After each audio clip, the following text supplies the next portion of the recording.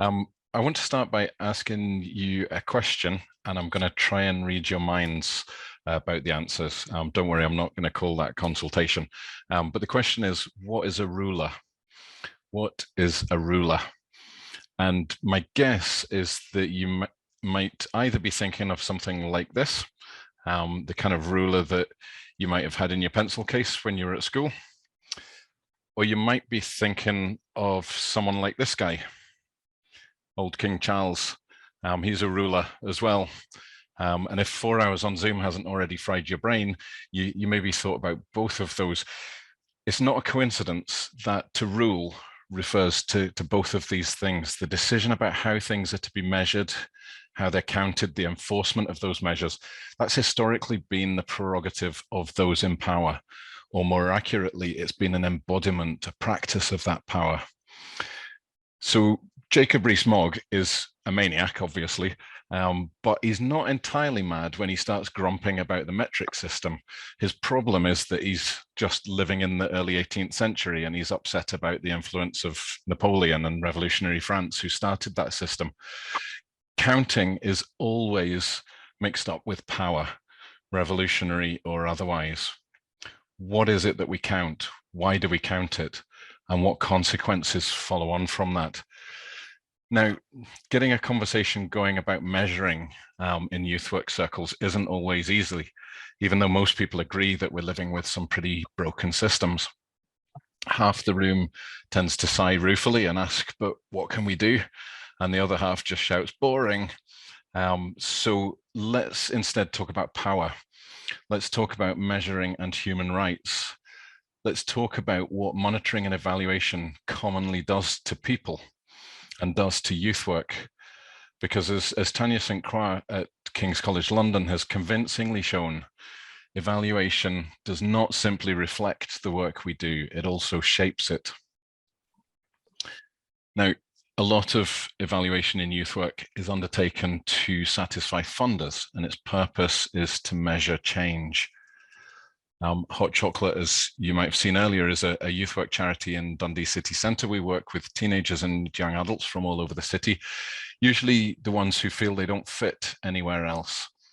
And in a performance poem that they made a couple of years ago, they said of themselves, "We are mess and strange.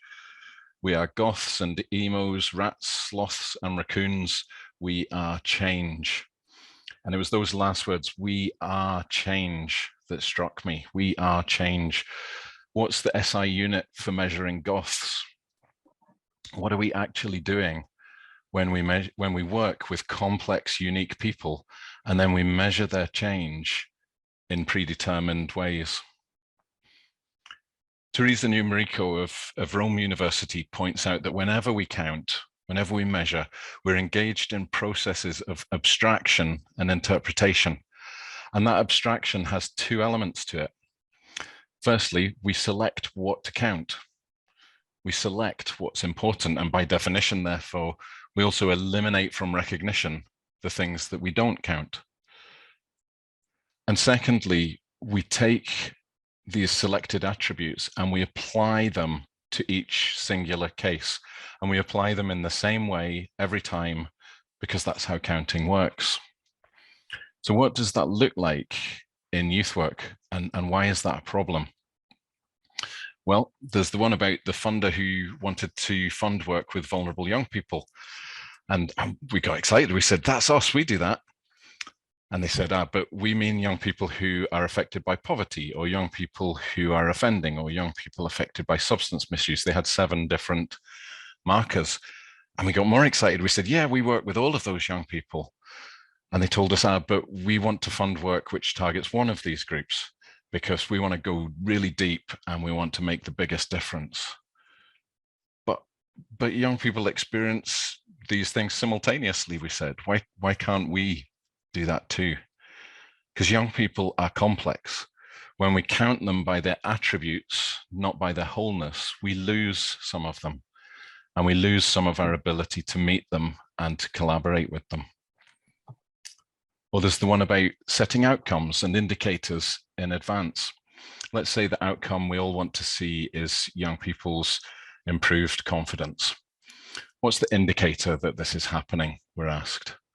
And sometimes the answer is given that a young person takes more care of their appearance. And that can be true for one young person.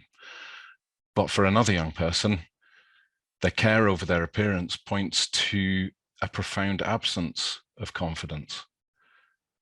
How could a few fixed indicators work reliably across different young people in different situations over time? They don't.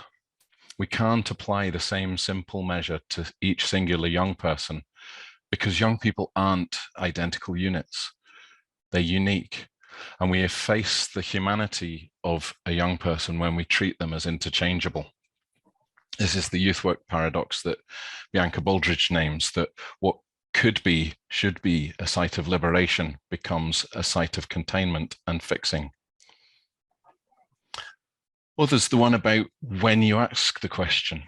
I was talking to someone from a family support project who have outcomes including reducing stress, and parents were engaging, they were really valuing the support, they were doing really well, and the program was doing really well on all their outcomes except this one about reducing stress, and they were getting pressure about why this was so low. Well, they recorded the progress against outcomes by asking parents at the end of a group session a set of questions, including one along the lines of, how stressed do you feel? Now, the parents have just been surfacing a load of stuff. They're identifying challenges and what they're going to do about them. Now, they're fired up to take positive steps, but they're also really in touch with those challenges. They feel stressed. Now, you might say that's good stress. You might say that's a feeling that will lead them out of the negative cycles of stress and continuous pressures. You might say that, but you can't, because that's not what's being asked, and that's not what's being heard. Or the one about baseline interviews and reviews. We want to measure distance traveled. We want to hear what young people say about this. And so we ask them to use this scale at the start, and then in 6 months, we do the scale again. And it might work in some contexts, but certainly for hot chocolate, starting our relationship with a young person by exploring the details of their deficit, their weakness, their inadequacy is a terrible plan. It might suit if we were fixing a car, but not working with a human of dignity, with a complex life whose best chance of making change rests on mobilizing their agency and their autonomy.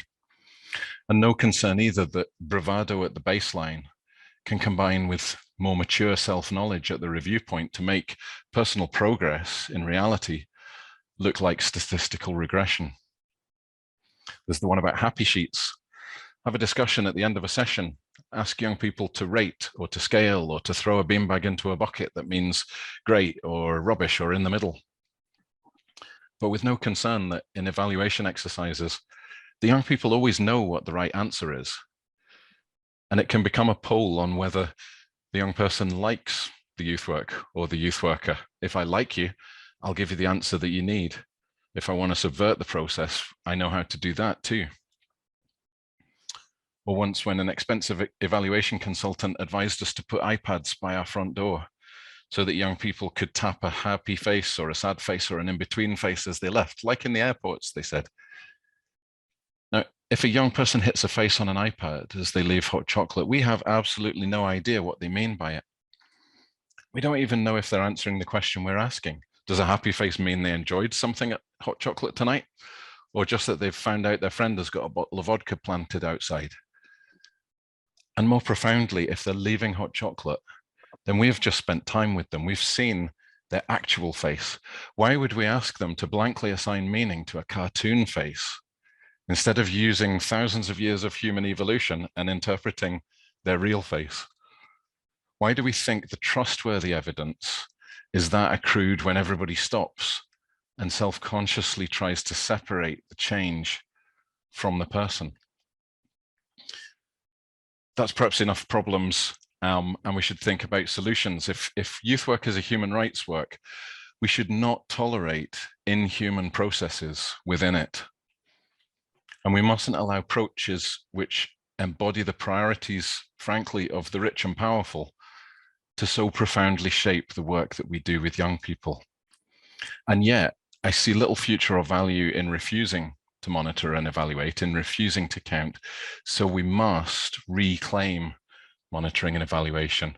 We have a responsibility to stop playing the game, to stop jumping through hoops, and rather to integrate the way that we measure with our values and with our practice. And so at Hot Chocolate, over the last 10 or 12 years, we've worked to try to develop approaches to evaluation which firstly serve young people. Approaches that improve their experience of hot chocolate, that don't get in the way of their engagement, don't waste their time in empty reflection. Approaches that work with them and are profoundly shaped and informed by them. And then secondly, approaches that serve youth workers. Because youth work happens in the relationship between young people and youth workers. This is where the true meanings are. This is where the magic happens. If youth workers experience evaluation as an imposition, as frustrating and pointless, we are not going to get near the true value of the work. Our approaches must draw on the meaning making of young people and youth workers, and they should make youth workers' lives better. They should give them a tangible sense that the time and effort they put into this will pay off for them too. Thirdly, our evaluation should enable us to learn and understand and do better youth work tomorrow. So youth work managers need to see what's really happening so they can put together the resources for that better youth work tomorrow. Game playing doesn't do that because it's stripped out the humanity of the young person. But creating channels for the wisdom, experiences, and insights of young people and youth workers out of their everyday work can do that. So young people first, youth workers second, managers and organizations third, and fourthly, though still essentially, our monitoring and evaluation needs to enable us to report richly and persuasively to our funders, to our commissioners. And our experience is that if we reclaim monitoring and evaluation as our work, serving young people first and funders last, then the funders get far better results too. We have to change the center of gravity. The meanings made between me and Hot Chocolate's funders have to take second place to the meanings made between young people and youth workers, because only then will I and our funders be truly effective. And so we look to root our counting in young people's meanings and young people's stories first. And then we ask how that translates into the funders' meanings and the funders' story. And actually everybody wins, because as it turns out, what comes out of a more fully human process, which situates young people at the center, who'd have thunk it, is better information. So we built a database to support these kinds of approaches, and we called it TECL Data. You can have a look at it online. TECL is Dundonian slang for good, because at the heart of this process is the question, who gets to say what is good? And Article 12 and I think Article 1 and Article 3 and probably a bunch of other articles say that it should be young people who get to say what is good. So we have two options in front of us. Option one, the older ones among you, like me, might remember there used to be a common phrase that was "the camera never lies." The idea was a photograph was objective truth, not like a painting that someone had created. It's laughable now. It was laughable then, but we make exactly the same error with data. Data never lies. We've crunched the numbers, and this is what data science is held to be the ultimate in rigor. Hard numbers are what makes for robust information. But remember what Teresa Numerico said to us: before we count anything, we've already abstracted and interpreted. It is all storytelling. So option two, let's redefine what robust, rigorous information is. If we're going to tell stories, let's tell stories that are full of truth and meaning. At Hot Chocolate, we settled on quite a simple definition for monitoring and evaluation. Monitoring is asking what happened. Evaluation asks, what does that mean? And the cycle between the two questions enables us to understand. And I would say that's not a terrible description of youth work. Youth workers are constantly exploring with young people, one way or another, what's happening and what does that mean? Every day. So let's use tools like Teckle Data and other tools which integrate our monitoring and evaluation with our actual youth work. Let's tell stories through numbers, through words, through images, through experiences, but the numbers, words, and experiences which pour out of the relational engagements of youth workers and young people every day. Measurement is always tied up with expressions of power. So let's measure and let's report in ways that are rooted in young people's full humanity, which resound with their voices and which respect rather than undermine their rights. Thank you.